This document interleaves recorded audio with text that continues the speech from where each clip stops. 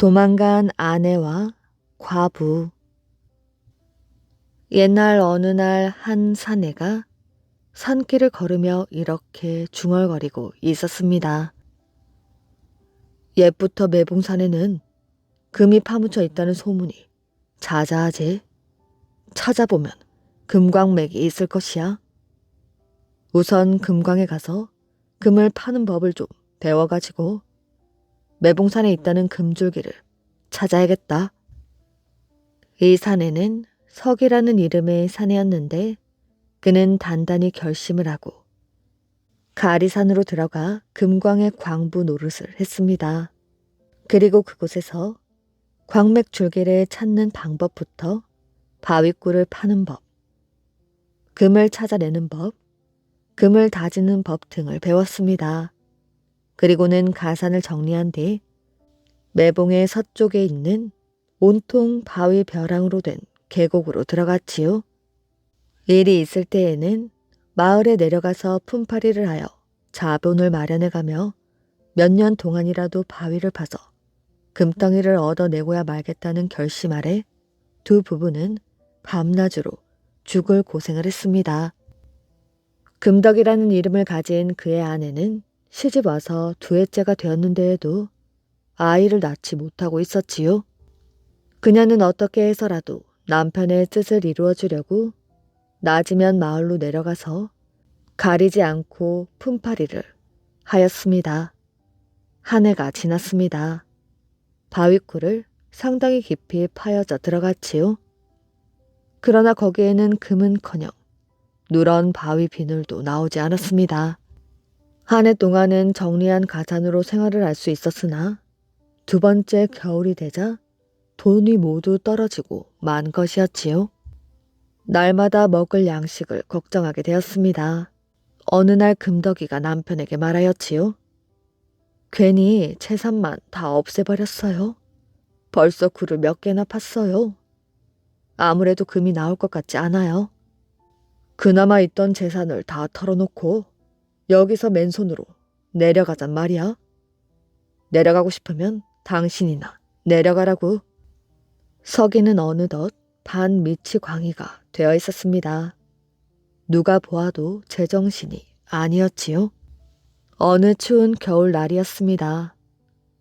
쓰던 연장이 부러져 새 연장을 장만해야만 했는데 끼니가 없을 정도이니 연장을 새로 장만할 돈이 있을 리가 없었지요. 돈을 좀 구하라고. 연장이 없으면 일을 할 수 없지 않은가. 김진사 댁에 가서 사정을 좀 해보라고. 하지만 금덕이는 돈을 꾸러 가기가 싫었습니다. 그러나 화를 내며 재촉을 하는 남편의 요구를 거절하지 못했습니다. 김진사는 동네에서 돈을 가장 많이 가지고 있는 사람이었습니다. 200석짜리 논을 가지고 있는 동네의 어른이었는데 인심이 박하고 욕심이 많은 사람으로 소문이 나 있었지요. 금덕이가 김진사 댁 문 앞에 이르자 말음 하나가 말했습니다. 웬일로 산에서 내려온 것이야? 저 연장이 부러져서 돈을 좀 빌리러 왔습니다. 금덕이는 머문머문 말했습니다. 연장값이 몇 푼이나 된다고 이 집까지 오는 것이야? 남편이 진사님 댁에 가보라고 해서요. 그럼 이리로 들어오라고. 그 정도의 돈은 나라도 장만해 줄 수 있다네. 마름은 금덕이를 방 안으로 끌어들였습니다. 아닙니다. 여기서 기다릴게요. 들어오라니까. 어서 가봐야 해요. 돈은 내년 봄에 품으로라도 꼭 갚겠습니다. 글쎄, 들어오라니까.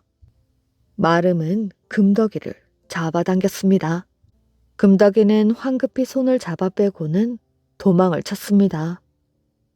그 길로 뒤도 돌아보지 않고 눈길을 달려 집으로 들어갔지요. 빌려왔어. 방 안에 들어 누워있던 남편 서기가 벌떡 일어나며 물었습니다. 진사님이 계시지 않습니다. 금덕이는 자기도 모르게 거짓말을 했습니다. 그럼 내일 다시 가보도록 하라고. 다음날 남편 석이는 해가 뜨자마자 돈을 빌려오라고 독촉을 했습니다. 당신이 가봐요. 나는 부러진 연장으로라도 단 한 덩어리나마 더 떼어내야 하겠어. 당신이 가봐요. 글쎄, 갔다 오라면 갔다 와. 하루가 얼마나 아깝다는 것을 당신도 잘 알잖아. 난 싫어요. 갔다 오라니까. 남편 석이는 크게 소리를 질렀습니다. 금덕이는 할 수 없이 집을 나섰지요. 제발 그 마름이 없었으면. 그러나 마름은 마치 금덕이가 오기를 기다리고 있었기나 한 것처럼 행랑채 창문으로 밖을 내다보고 있었습니다. 금덕이는 가슴이 철렁 내려앉았지요. 그런데 그 뒤로도 남편은 돈을 빌릴 일만 있으면 김진산의 집으로 아내를 보냈습니다. 그런데 하루가 멀다 하고 김진산의 집으로 돈을 빌리러 간 금덕이가 마름과 눈이 맞아버린 것이었지요. 그쯤 남편 석이는 1년째 바위를 파 들어가는 일에 지쳐 저녁 밥상 치우기가 무섭게 코를 골아댔으므로 금덕이를 쳐다보지도 않았습니다. 어느 날 또다시 남편이 말하였지요. 김진사 댁에 가서 양식값을 좀 구워오라고. 그런데 금덕이는 왜 그런지 심부름길이 기쁘게 생각되었습니다. 닷새 만에 내려온 금덕이를 보자 마름은 반가워서 어쩔 줄을 몰라 하였지요. 그러던 어느 날이었습니다. 어떤 농부가 금덕이 남편에게 이런 말을 하였지요. 자네 처랑 김진사댁 마름과 아주 친하더군. 내가 보았어. 그 소리를 듣자 석이는 못마땅해하며 말했습니다. 허튼 소리 말라고. 내가 쌀을 꿀어 보낸 것이야. 생사람 잡지 말라고. 생사람 잡는 게 아니라고. 내 눈으로 보았다니까. 그러고 그 다음 날 남편 석이는 쌀이 남았는데도 쌀을 구워다 놓으라고 말하여 금덕이를 마을로 내려보낸 뒤 그녀의 뒤를 따라갔습니다. 아내가 진사댁 대문에 이르자 마름이 반갑게 맞으며 손을 꼭 잡는 것이었지요. 그 꼴을 보던 석이는 더 이상 참지 못하고 휑하니 달려갔습니다. 대뜸 달려 들어가면서 마름을 한 주먹으로 때려 눕히고 금덕이의 머리채를 잡았습니다. 마름은 어느 사이에 피했는지 그 자리에 없었지요. 다음 날부터 석이는 손수 밥을 끓여 먹고 굴을 팔어 나섰습니다. 목구멍이 포도청이라 우선 먹어야 살겠으므로 그 밥이나마 먹어야 했습니다. 어떤 일이 있어도 금을 파내야만 했던 것이었지요. 며칠 뒤 굴에서 돌아온 석이는 집 안이 텅 빈 것을 보았습니다. 결국 도망치고 말았구나. 도망갈 테면 도망가라고. 혼자서라도 금덩이는 파내고야 말겠어. 모진 마음을 먹은 석이는 정말로 미친 사람처럼 낮에도 어두운 밤에도 굴을 파는 일에만 온 힘을 쏟았습니다. 그리고 그 무렵 어느 마을에 이런 소문이 났지요. 학골 주막집에 새 안악이 들어왔는데 아주 예쁘장하더라. 그런데 그 여자 불쌍하기도 하지. 그 나이에 50살 먹은 사람하고 살아야 하다니 올 때엔 온 몸이 멍투성이었다더군. 사람들은 주막 주인인 유서방의 새댁을 보기 위해 그 주막에 자주 드나들게 되었습니다. 한 해가 지나고 새댁은 온 마을 사람들과 친하게 지내었지요. 두 해째가 된 어느 여름날 유서방네 주막집에 나타난 한 사내가 있었습니다. 마침 손님이 없어 방 안에 앉아있던 새댁은 그 사내를 보자 얼굴이 새파랗게 질려버렸지요. 그 사내는 남편 석이었고 새댁은 매봉산에서 도망을 쳐와 유서방에게 몸을 의탁했던 금덕이었던 것이었습니다.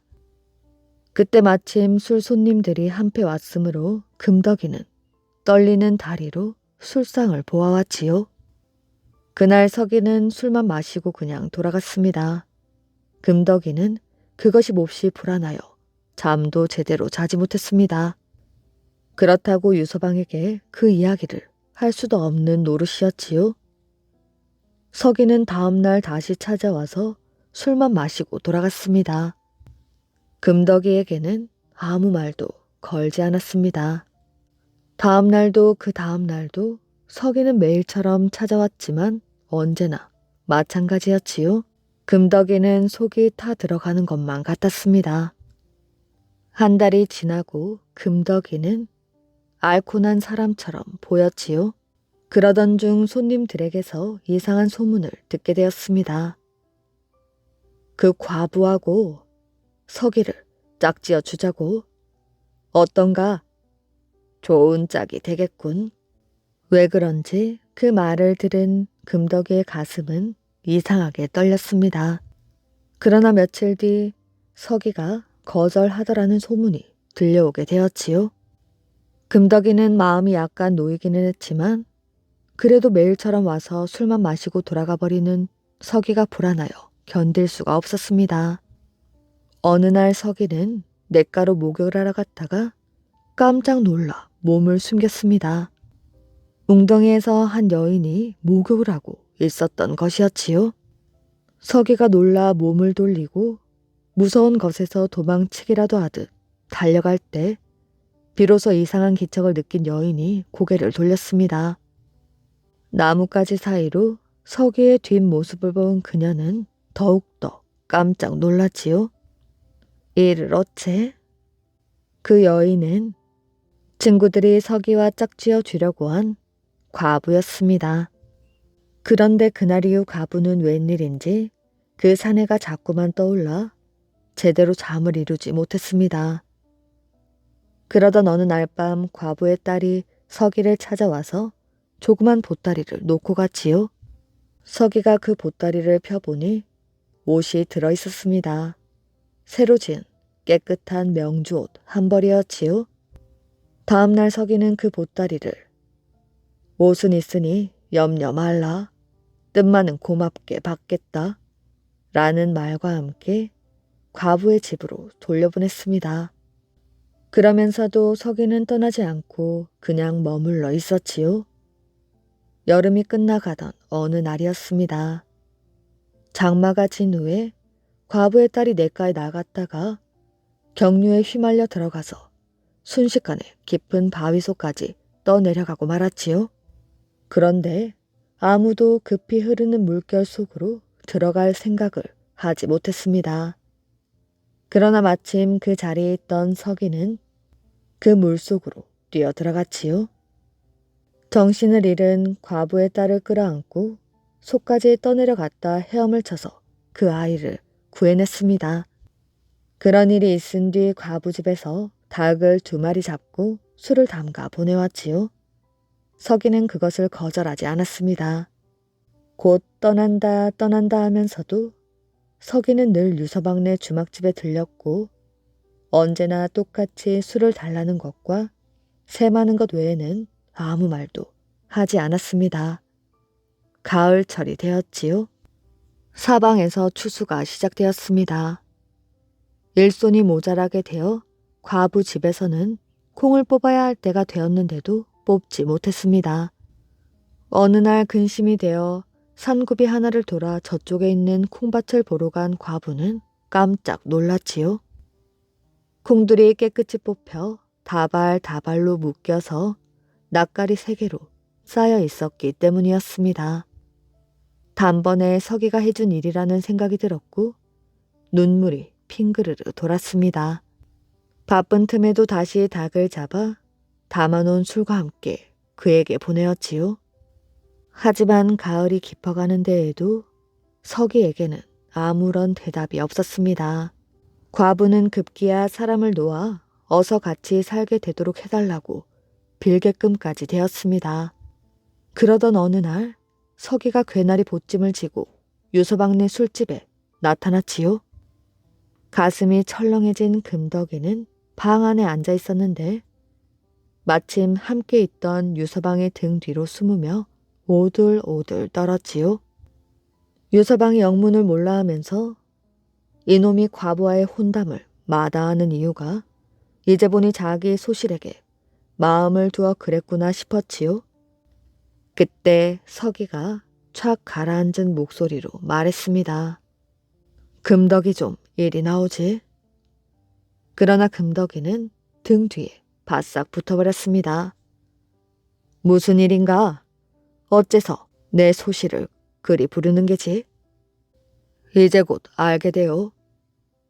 그럼 그대로 들으라고. 다 내 탓이었어. 금이 나왔을 때 나는 뒤늦게 그제야 당신이 왜 마을에 안 가려고 했는지 알게 되었어. 나 때문에 당신이 죽을 고생을 했던 것이라고 생각하니 가슴이 미어질 것 같았지. 그때는 굴파기에만 환장을 하여 아무것도 몰랐다네. 여기 당신 몫의 금 덩어리가 있어. 이건 당신 몫이니 아무 말 말고 받아두라고. 나는 평생 이 동네에서 살면서 당신이 행복해지는 것을 보며 살아가려고 했는데 그 과부 때문에 안 되겠어. 당신이 있는 동네에서 과부하고는 살 수가 없지. 그래서 떠나는 것이라네. 서기는 품에서 커다란 주머니에 넣은 돌같이 묵직한 것을 방 안으로 던져 넣었습니다. 유서방은 입을 멍하니 벌렸고 금덕이는 눈물을 뚝뚝 흘리고 있었습니다. 서기는 몸을 돌리더니 터벅터벅 걸어갔지요. 금덕이는 언제까지나 흐느끼며 울기만 했습니다. 그리고 서기는 과부에게 이런 편지를 보내었지요. 당신과 살고 싶은 마음은 태산보다 더하오. 그러나 주막집의 소실이 내 아내였소. 내 아내의 가슴이 아파질 일은 못하겠소. 마음이 괴로워 멀리 떠나니 용서해 주시오. 이런 말을 전하고 걸어가는 서기의 눈에는 언젠가 냇물에서 본 과부가 밟혀서 견딜 수가 없었습니다. 그리고 자기에게 옷을 보내던 과부의 마음씨가 가슴 속으로 파고들어 무언가 기중한 것을 두고 가는 심정이어서 발길이 더 젖었지요. 이제 막 얼리제를 넘을 때 뒤에서 누군가가 뛰어오는 소리가 들렸습니다. 돌아보니 얼굴이 벌겋게 물든 과부였지요. 앞에까지 다가온 과부는 한동안 아무 말도 못하다가 말씀하신 것을 잘 알아들었습니다. 그럼 우리 가드를 팔아 이사하여 살면 되잖아요. 하고 작은 목소리로 말하는 것이었습니다. 그래 주겠소. 하지만 남편 무덤이 있는 동네를 떠난다는 것이 나도 그런 생각을 해보았지만 그래서 말을 못한 것이오. 그거야 가까운 동네에 살면 되잖아요. 그렇군. 가까운 동네에서 살면 되겠군. 우리 함께 여생을 보냅시다. 내 어지간한 미처는 있다오. 서기는 드디어 과부의 손을 맞잡았습니다. 바보 사위를 얻은 부잣집. 옛날 한 부잣집에서 좋은 사위를 맞이하려고 많이 애를 썼습니다.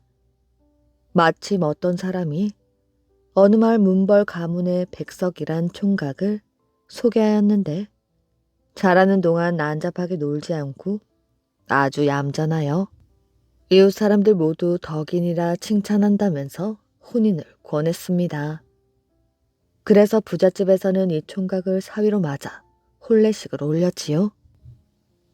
그런데 사실 백석은 점잖아서 어진 것이 아니라 약간 어리석고 사리에 어두워 얌전하게 보인 것이었습니다.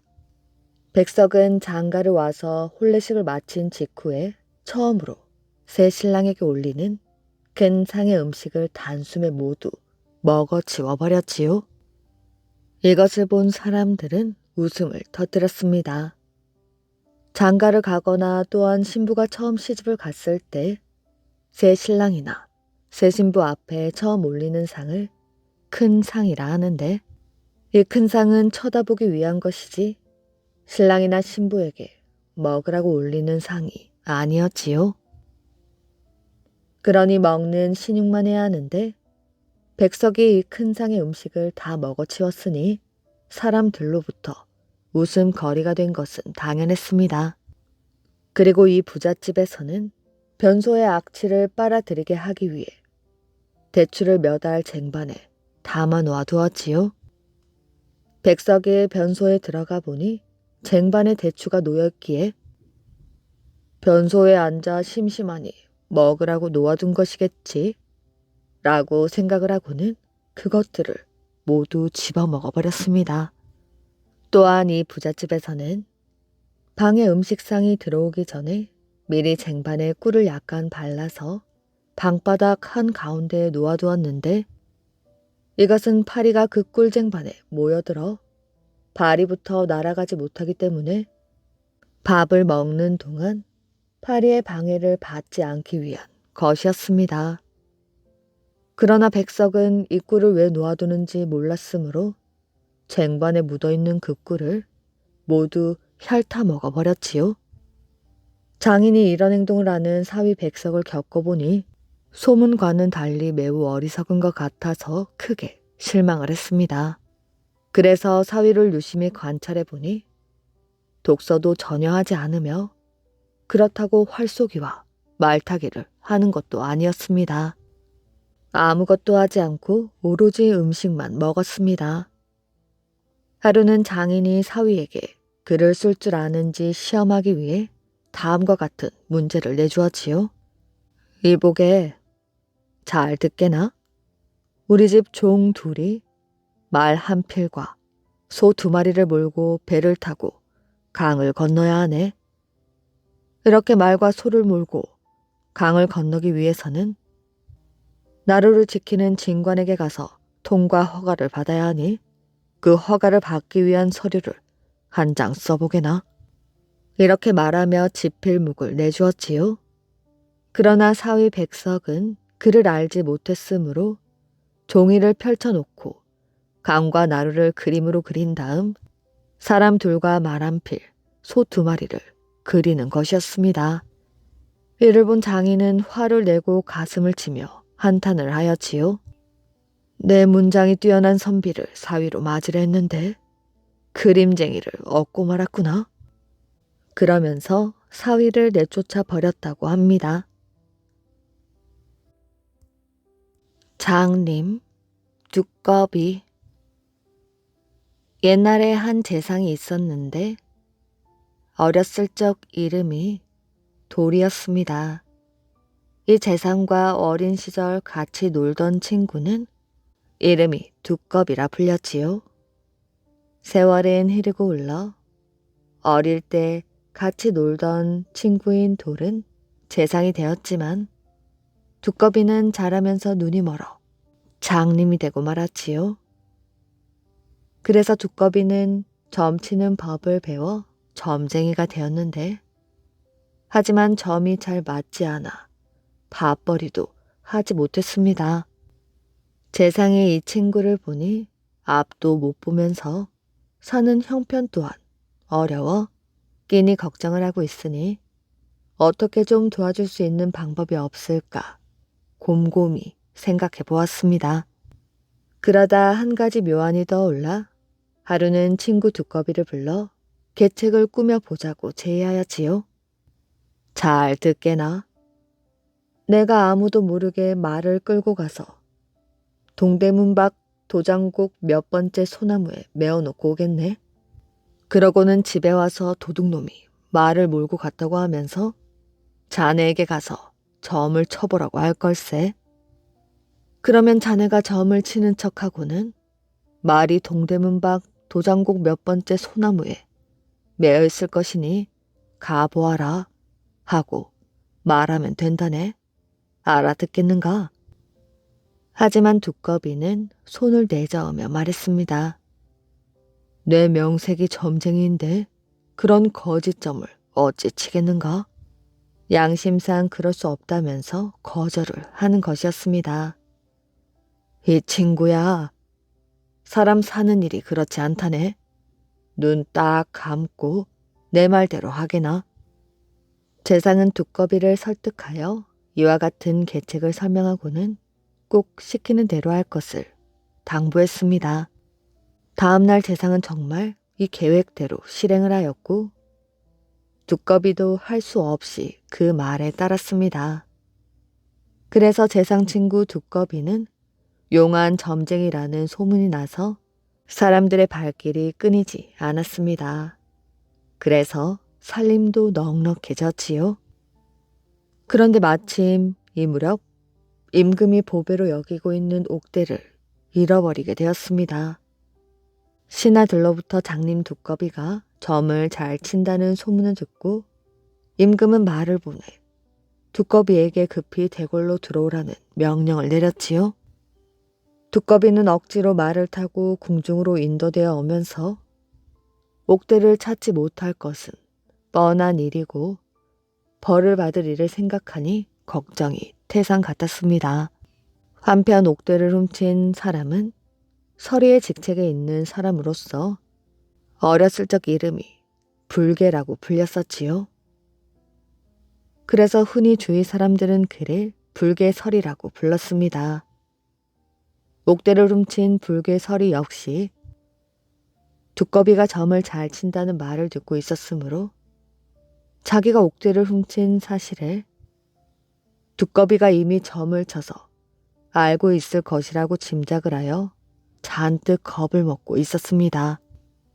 그래서 불개는 사람을 시켜 점쟁이 두꺼비가 말을 타고 대궐로 들어오고 있는 길목에 가서 기다렸다가 살살 뒤를 밟으면서 동정을 살피라고 부탁을 해놓았지요.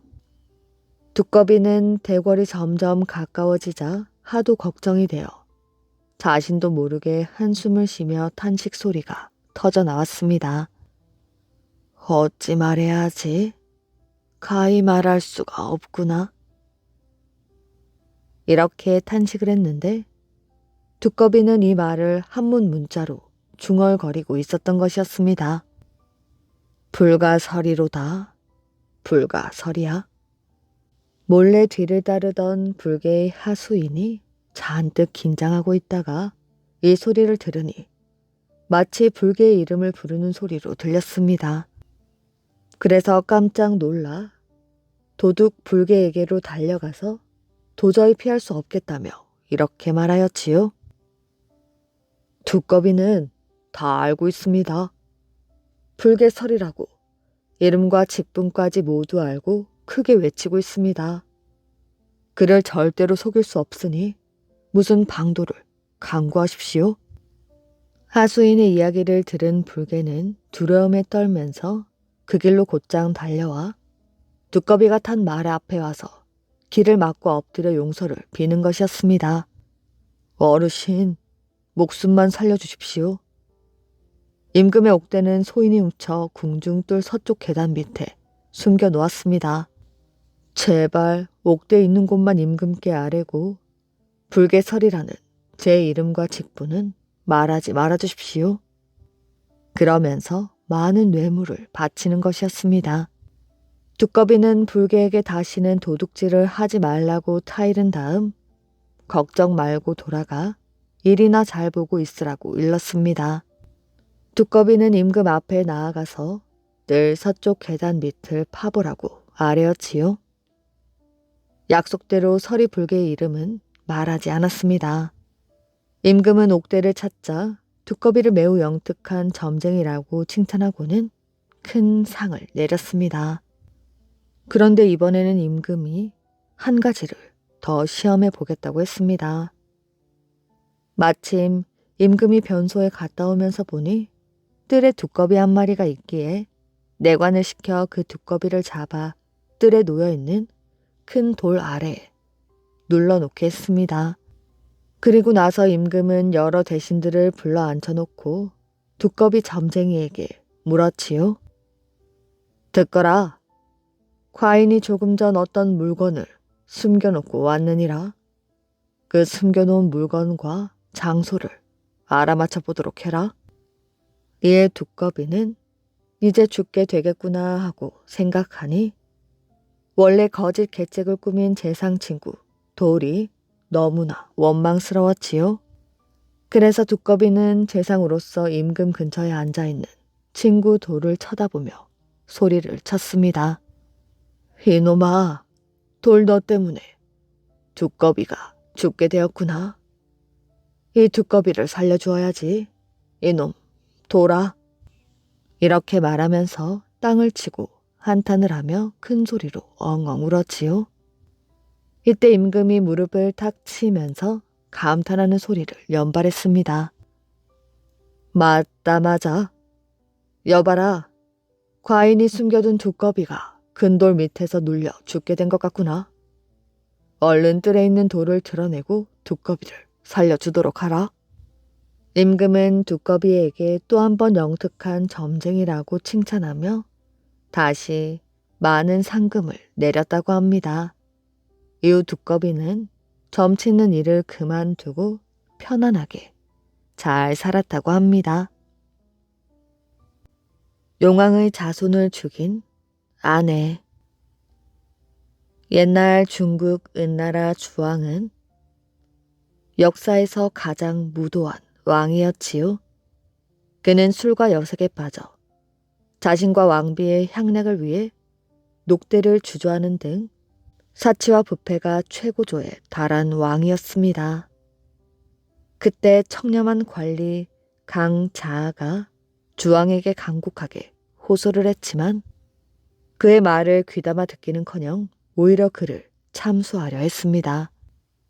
그 사실을 알고 화가 난 자아는 조정을 몰래 빠져나와 산 골짜기의 반개라는 곳에서 은거하며 아침마다 낚시를 하였지요. 하지만 그가 물고기를 낚기 위해 쓰는 방법은 남들과는 조금 달랐습니다. 일반 사람들의 낚싯줄에는 낚시 바늘이 달려 있었지만 그의 낚싯줄에는 일반 바늘이 달려있던 것이었지요. 점심 나절이 되었을 때 이혼한 아내 마씨가 형편없는 몰골로 나타나 예전의 부부 사이로 돌아가자고 애원을 했습니다. 그녀의 모습을 보고 강자아가 말했습니다. 이리 먼 길을 오다니 쉽지 않았겠구려. 집에 가서 함께 점심이나 먹읍시다. 마씨는 피곤에 지친 표정으로 말하였지요.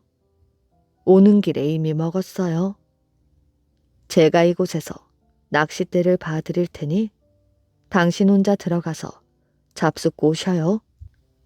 마씨는 강가에 앉았습니다.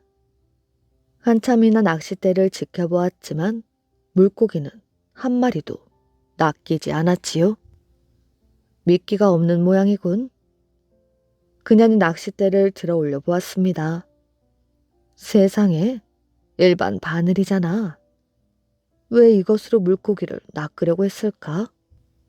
그녀는 달리 방법이 없자 궁리 끝에 일반 바늘을 낚시 바늘처럼 약간 구부려 그 끝에 미끼를 달고 다시 강물 속으로 낚싯대를 들이웠지요.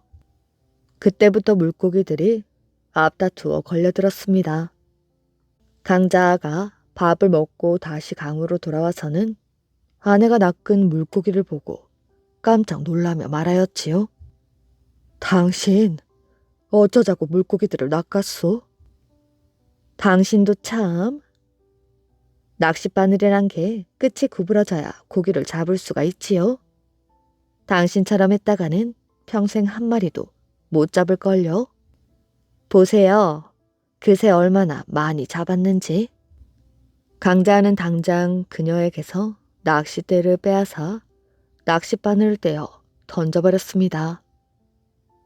이 낚싯대는 낚시를 위한 것이 아니었단 말이오. 당신이 잡아올린 것은 모두 용왕의 자손들인데다가 몇 마리는 당신 때문에 이미 목숨까지 잃었소. 이제 곧 용왕이 당신에게 복수를 하러 올 텐데 당신 목숨이 나만 알 것 같소?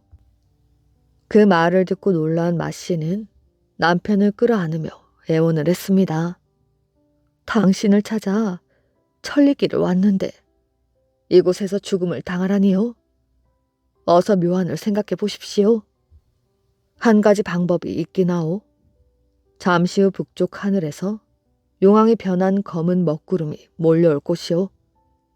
먹구름이 이쪽으로 다가올 때 내가 소리를 지르면 당신은 정남쪽으로 강을 따라 정확히 100걸음을 뛰어야 하오.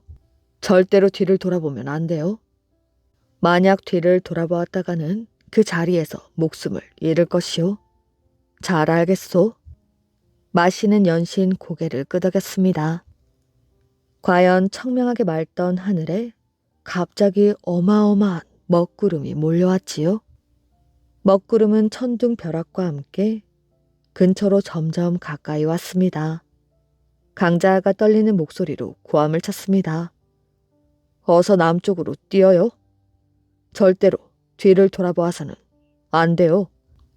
그녀는 뒤에서 무슨 일이 일어났는지 전혀 알지 못한 채 99보까지 세면서 뛰다가 이런 생각을 했습니다.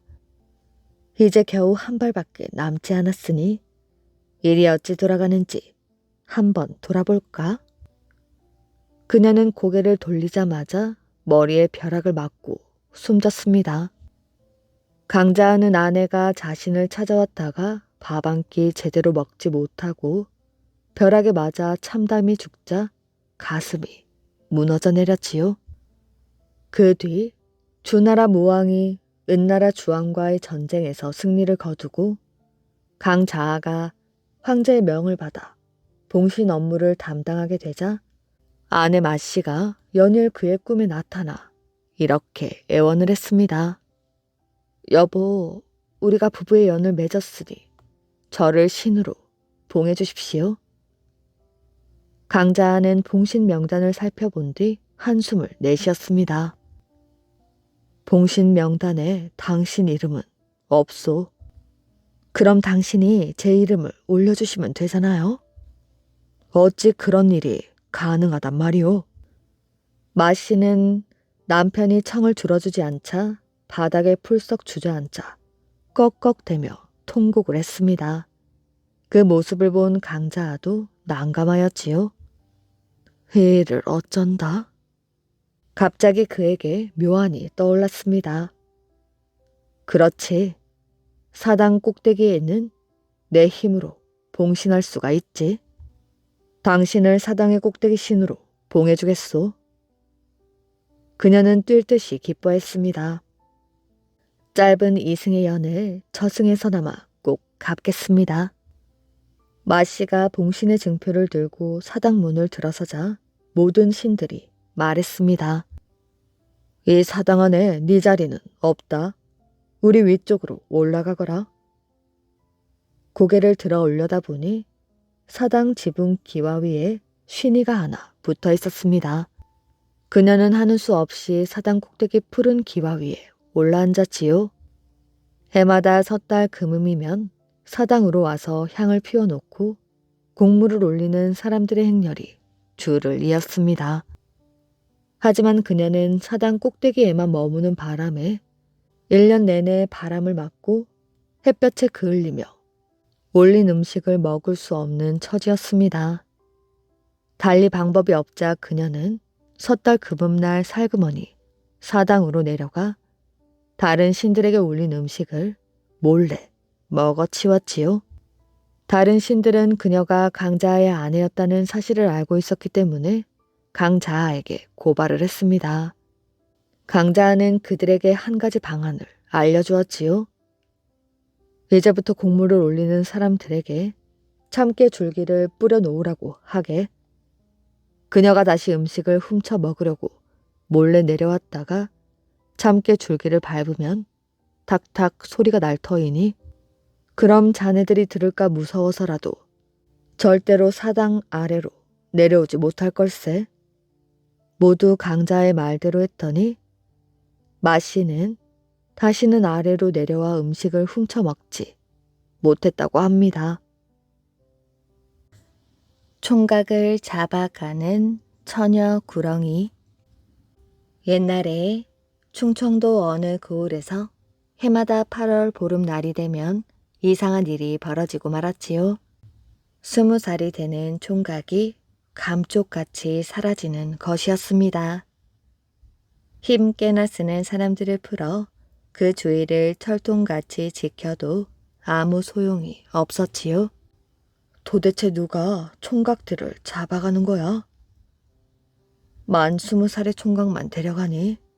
이러다 우리 고을의 총각의 씨가 말라버리겠어. 무슨 방법이 없을까? 고을 사람들이 의논을 해보아도 뾰족한 수가 없었지요. 이 고을에는 불황이라는 총각이 살고 있었습니다. 그는 8월 보름날이 가까워오자 공포에 떨었지요. 올해 20살이 되어 귀신에게 붙잡혀 가야 했기 때문입니다. 불황에게는 설랑이라는 친구가 있었습니다. 무술솜씨가 빼어나게 좋았지요. 어느 날 설랑은 불황을 위로하며 말하였지요. 걱정 마. 8월 보름날 밤에 너를 내가 반드시 지켜줄게. 불황은 설랑의 손을 꼭 잡았습니다. 드디어 8월 보름날이 되었지요. 불황은 자기 집 방 안에 앉아 사시나무 떨듯 떨고 있었습니다. 날이 저문 지 한참이 되었는데 설랑이 왜 안 오지? 그쯤 설랑은 매화라는 처녀를 만나고 있었습니다. 매화는 설랑과 장례를 약속한 사이였지요.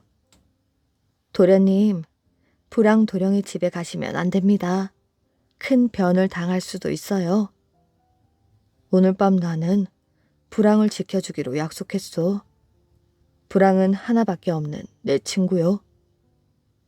저도 그 마음은 잘 압니다. 하지만 상대는 호랑이보다 몇 배 무서운 귀신이라고요. 무슨 수로 그것을 물리친다는 말씀이십니까? 당신도 알다시피 나도 내년이면 20살이 돼요. 1년 뒤에는 어쩔 수 없이 귀신과 맞설 텐데 미리 귀신을 물리치겠다는 것이오. 절대로 가시면 안 됩니다. 매화는 울며 만류하였지요. 하지만 설랑은 매화를 뿌리치고 불황의 집으로 갔습니다. 설랑은 얼굴이 하얗게 질린 불황의 등을 두드려주고 칼을 쥔 손에 힘을 주었습니다. 어느덧 자정이 되었고 잠시 뒤 문이 열리더니 구렁이 한 마리가 방 안으로 들어왔지요. 구렁이에게는 귀가 있고 발도 달려 있었습니다. 설랑은 구렁이를 향해 칼을 뽑아 들고 외쳤지요. 총각을 잡아가는 귀신이 누군가 했더니 바로 네 놈이었구나. 설랑은 구렁이를 베려고 칼을 휘둘렀습니다. 그러자 구렁이가 눈 깜짝할 사이에 사라지고 낯선 여인이 설랑 앞에 나타났지요.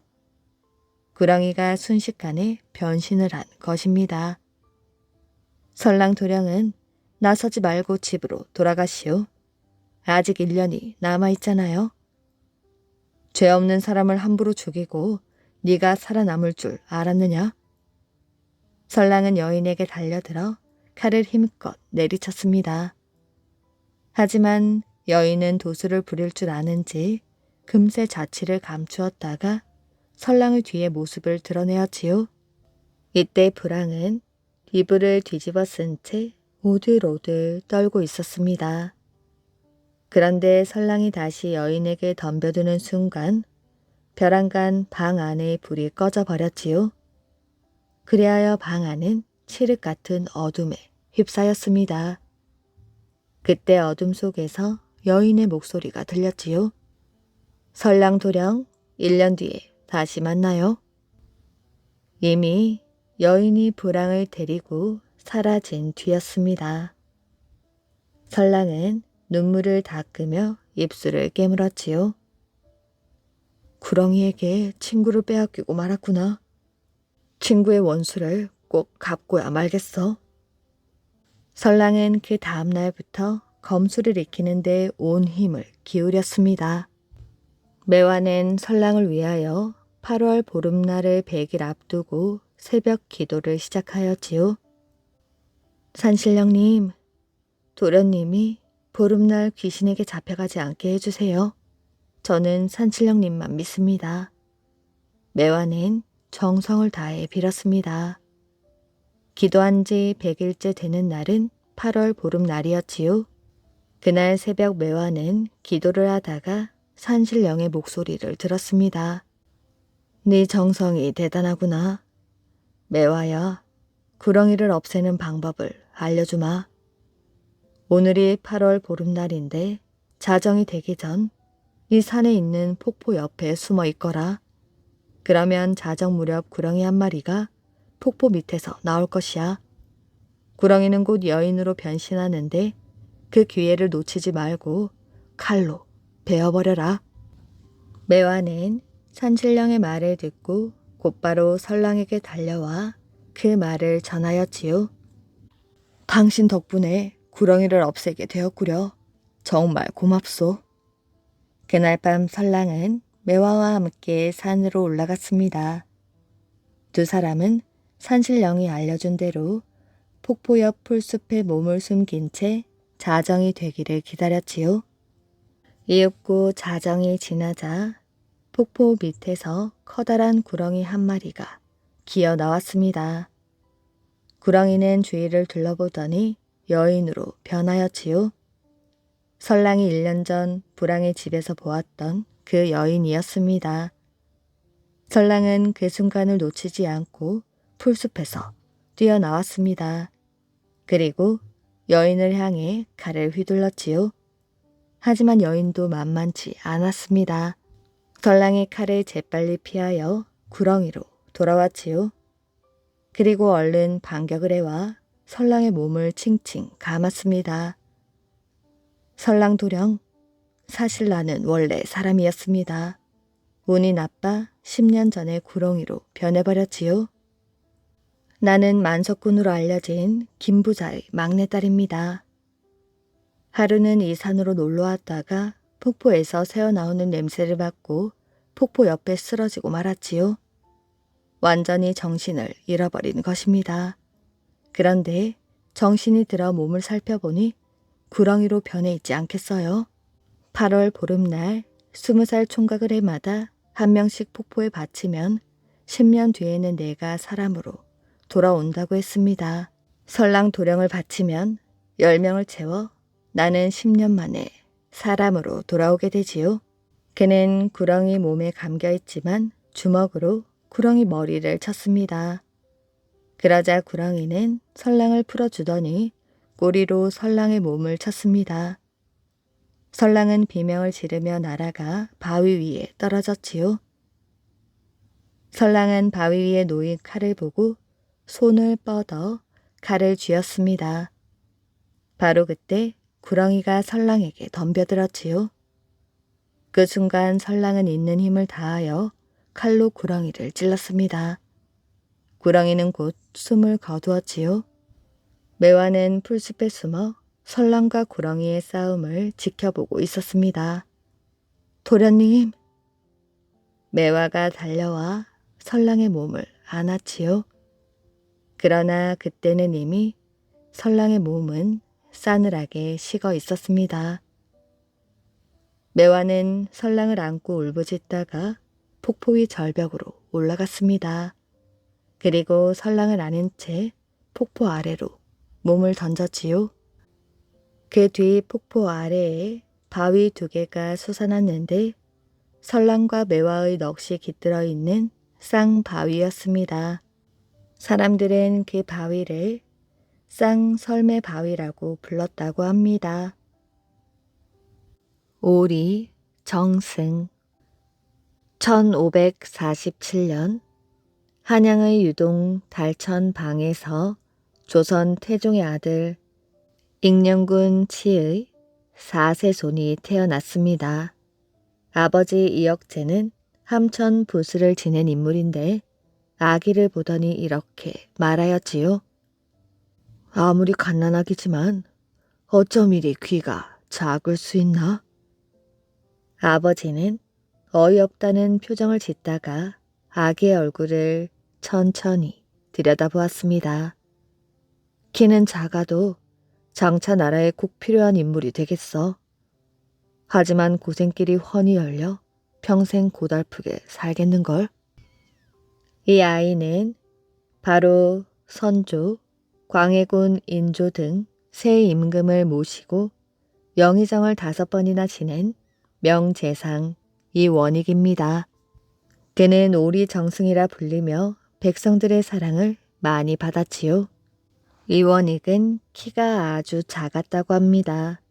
그가 젊었을 적 관상을 보러 가본 적이 있었지요.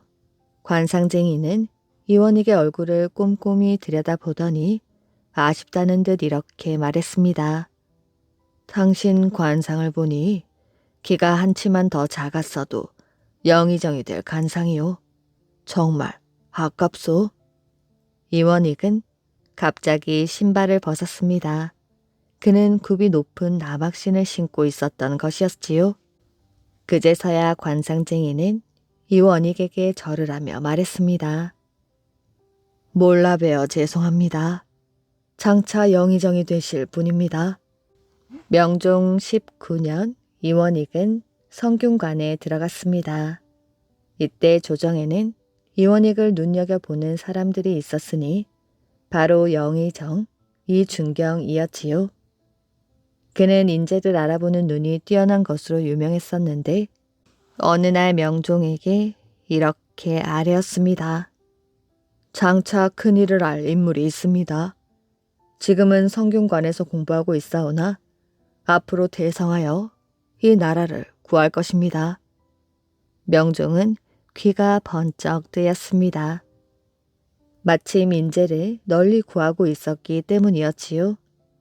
그게 정말이요. 그처럼 뛰어난 인물이라면 당장 만나고 싶구려. 전하, 그건 곤란합니다. 워낙 몸이 허약하여 병석에 누워있다고 합니다. 젊은 사람이 안 됐구려. 명종은 이원익에게 산삼 20군을 내렸습니다. 그리하여 이원익은 산삼을 먹고 건강을 회복할 수 있었지요.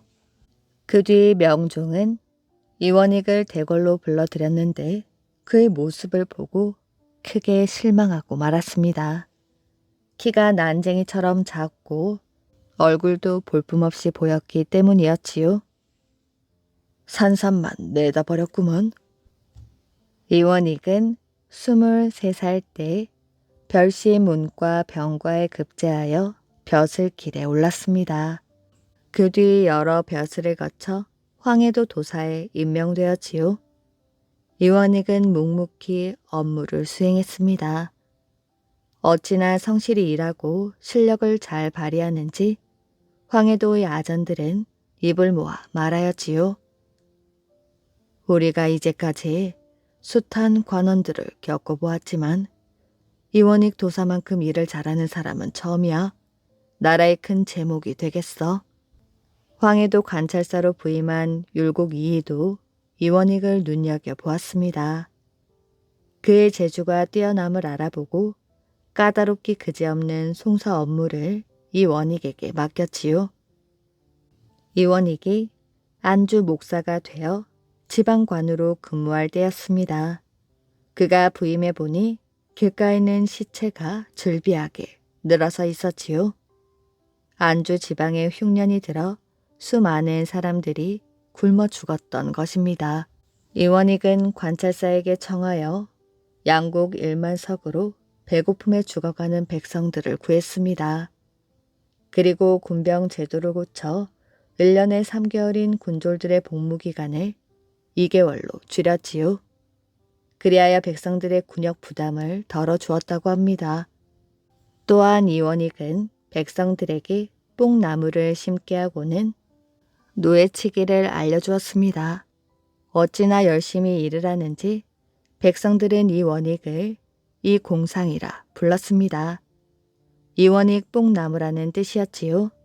그 후로도 그는 호조판서, 예조판서, 이조판서 등을 지냈습니다. 선조 25년 임진왜란이 일어나자 이원익은 선조의 피난길에 앞장섰고 정주에서 군사를 모아 왜군들과 싸웠지요. 이원익이 이끄는 병사들은 죽음을 각오하고 적군과 맞섰습니다. 이원익은 평안도 관찰사 겸 순찰사로 왜군 토벌에 공을 세우고 명나라의 이 여성과 함께 평양성을 탈환하였지요. 이원익은 이순신 장군을 아끼고 사랑했습니다. 그래서 이순신이 모함을 받아 파직되었을 때 이순신에게 다시 기회를 주어야 한다며 이순신을 다시 기용할 것을 조정에 건의하였지요. 이순신은 곧 복직되었고 이원익은 한산도까지 찾아가 병사들을 배불리 먹이고 격려를 아끼지 않았다고 합니다. 그는 이순신의 수군이 있어야 전쟁에서 승리할 수 있다고 믿었지요. 이순신은 이원익이 믿고 지원해준 덕분에 일본군과의 싸움에서 승리할 수 있었습니다. 선조 때 영의정을 지낸 이원익은 광해군이 왕위에 올랐을 때에도 영의정을 맡았습니다. 선조가 세상을 떠나기 전에 광해군에게 큰일을 맡길 신하는 이원익밖에 없다는 유언을 남겼기 때문이었지요. 이원익은 영의정이 되어서도 나라 일에 온 힘을 쏟았습니다. 이원익은 대동법을 실시하여 백성들의 세금 부담을 덜어주었지요. 그리고 광해군에게 바른 말을 서슴지 않았습니다. 광해군이 당파 싸움에 휩쓸려 영창 대군을 강화도에 보내 죽이고 임목대비를 폐위시키려 하자 이를 반대하고 나선 것이었지요. 결국 이원익은 광해군의 노여움을 사서 경기도 여주와 강원도에서 5년 동안 귀양살이를 했습니다. 그는 유배지에서도 잠시도 쉬지 않았다고 합니다. 아침에 일어나면 농사일을 하고 밤에는 돗자리를 짜는 것이었지요. 단 하루도 거르지 않았습니다. 어느 재상이 이원익을 찾아왔다가 돗자리 짜는 것을 보고는 너무 놀라 얼굴빛이 변할 정도였지요. 대감, 시간을 보내시려면 책을 읽든 바둑을 두셔야지요. 돗자리를 짜다니 보기에 민망합니다. 이원익이 말했습니다. 돗자리를 짜는 일이 어때서요? 나에게는 좋은 일인데. 내가 책을 읽지 않는 것은 공자처럼 학문적 열정을 갖지 못해서입니다. 그리고 바둑을 두지 않는 것은 지금 내 처지가 한가롭지 않아서이지요. 내가 돗자리를 짜는 데에는 다 이유가 있습니다. 돗자리를 짜면 나에게 5가지 이익이 있답니다. 첫째는 돗자리를 짜면 잡념이 사라져서 좋고, 둘째는 놀고 먹는 백성이 되지 않아서 좋지요. 셋째는 농촌에 사는 백성으로서 기술 한 가지를 배워서 좋고, 넷째는 쓸데없는 욕심이 생기지 않아 좋으며, 다섯째는 살림살이에 필요한 물건을 내 손으로 만들어서 좋습니다. 이 좋은 일을 왜 마다하겠습니까? 재상은 할 말을 잃었습니다. 구구절절 옳은 말이었지요. 이원익의 유배 생활은 오래 가지 않았습니다. 인조 반정으로 광해군이 쫓겨나고 인조가 왕위에 올랐기 때문이지요. 이원익이 유배에서 풀려나 한양으로 돌아오자 백성들은 거리로 나와 그를 맞이했습니다. 오리 정승이 오신다. 이제 우리 백성들이 살 만한 세상이 되겠네. 백성들은 이원익을 환영하며 덩실덩실 춤을 추었다고 합니다. 그런데 이원익은 인조가 있는 대궐로 곧바로 가지 않았습니다. 그는 광해군이 갇힌 곳으로 가서 큰 소리로 울며 말하였지요. 전하, 어찌 제 충고를 듣지 않으셨습니까? 너무나 원통합니다. 제 말을 들으셨더라면 이런 일은 일어나지 않았을 텐데. 광해군은 아무 말 없이 눈물만 흘렸다고 합니다. 인조는 이원익을 영의정으로 임명하였지요. 임목대비는 자신에게 수모를 준 광해군을 죽이려고 했습니다. 대신들도 사형에 처하자고 의견을 모았지요.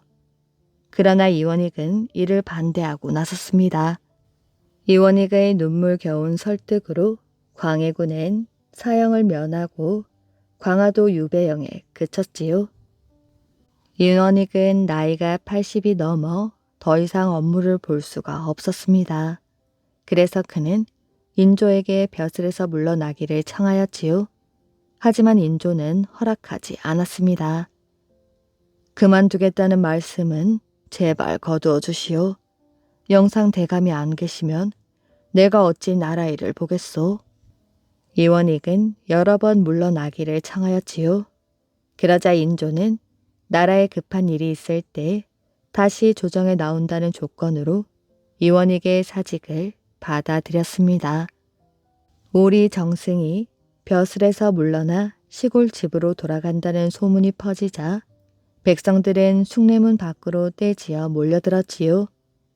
이원익의 행차가 숭례문에 이르자 백성들은 옷을 벗어 바닥에 깔며 일제히 통곡을 했습니다. 대감께서 떠나시면 우린 누가 보살펴 주나요? 절대로 떠나실 수 없습니다. 백성들은 완강했습니다. 이원익이 시골 집에 돌아가는 것을 막으려고 저마다 옷을 벗어 길바닥에 깔았는데 그 행렬은 숭례문에서 청파역까지 길게 이어졌지요. 이원익은 교자에서 내려 옷을 집어들며 말했습니다. 이 늙은이가 가는 길을 막지 말고 열어주시오. 이미 전하께서 허락하신 일이오. 나라에 급한 일이 있을 때 다시 조정에 나오기로 했소. 이원익이 간곡하게 청하자 그제야 백성들은 길을 열어주고 이원익의 시골 집까지 호위를 했다고 합니다. 이처럼 백성들의 큰 사랑을 받은 이원익은 지금의 경기도 광명 땅에 있는 시골 집에서 여생을 보내었지요. 인조의 부름에도 응하지 않고 청빈하게 살았습니다. 이원익은 88살에 세상을 떠났는데 살림이 가난하여 남은 것이라고는 다 쓰러져 가는 초가집밖에 없었습니다. 장례를 치를 비용도 없어서 나라에서는 장례에 필요한 물품을 내주었지요. 이원익의 죽음이 알려지자 백성들은 매우 슬퍼했다고 합니다. 이야기 재미있게 잘 들으셨나요? 오늘의 이야기는 여기까지입니다.